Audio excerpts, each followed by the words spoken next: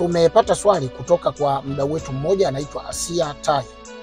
Asia Tai yeye anauliza, anasema kwamba ana maumivu makali ya tumbo, lakini pia anatokwa na uchafu sehemu za siri. Ana maumivu makali ya tumbo na anatokwa na uchafu sehemu za siri. Hali hiyo inamsumbua sana. Ameshatumia dawa mbalimbali katika hospitali mbalimbali, katumia dawa za kuweka, katumia dawa za kunawa, katumia dawa za kunywa, katumia sindano, katumia vidonge, lakini hali hiyo inapungua kwa muda, baadaye inarudi tena. Sasa anatuuliza, je, anaweza kumaliza tatizo hili la maumivu ya tumbo ya mara kwa mara na kutoka uchafu katika sehemu za siri? Ndiyo, ndugu Asia Tai, pole sana kwa changamoto ambayo inakukuta. Hayo ni miongoni mwa matatizo ya kibiolojia, lakini matatizo hayo yanawasumbua wanawake wengi sana. Kila walipo wanawake 10, inawezekana 2 mpaka 3 wanakabiliwa na hiyo changamoto ya kutokwa na uchafu katika viungo vyao vya uzazi.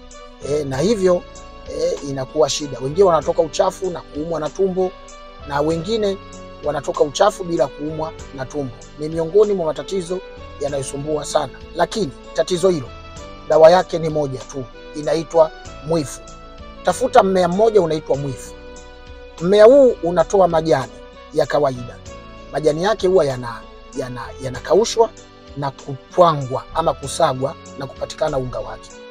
Ukipata unga wa mmea huu wa mwifu, utafanya kama ifuatavyo: chemsha maji, kisha utachemsha kama chai, yani chemsha katika maji kama chai. Kunywa kikombe asubuhi, kikombe jioni, kikombe kidogo. Tumia hivyo kwa muda wa siku 7. Tatizo la kutoka uchafu pamoja na maumivu ya tumbo litakwisha kabisa na utarudi katika hali ya kawaida. Ukiona siku 7 hali hiyo imerudi, utaongeza, utatumia kwa muda wa siku 11.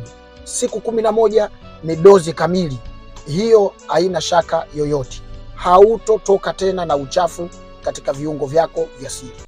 Ndugu Asia Tai, dawa hizi tunazozifundisha sio ngumu kupatikana. Ukienda kwenye duka lolote la dawa asili ukasema unahitaji dawa aina ya mwifu, unapatiwa. Zinapatikana katika maduka yote Tanzania nzima na nje ya Tanzania. Dawa aina ya mwifu, upate unga wake, kisha unachemsha kama chai, unakunywa kikombe asubuhi, kikombe jioni. Ni dawa nzuri kwa wanawake wanaotoa uchafu katika sehemu zao za siri na maumivu ya tumbo.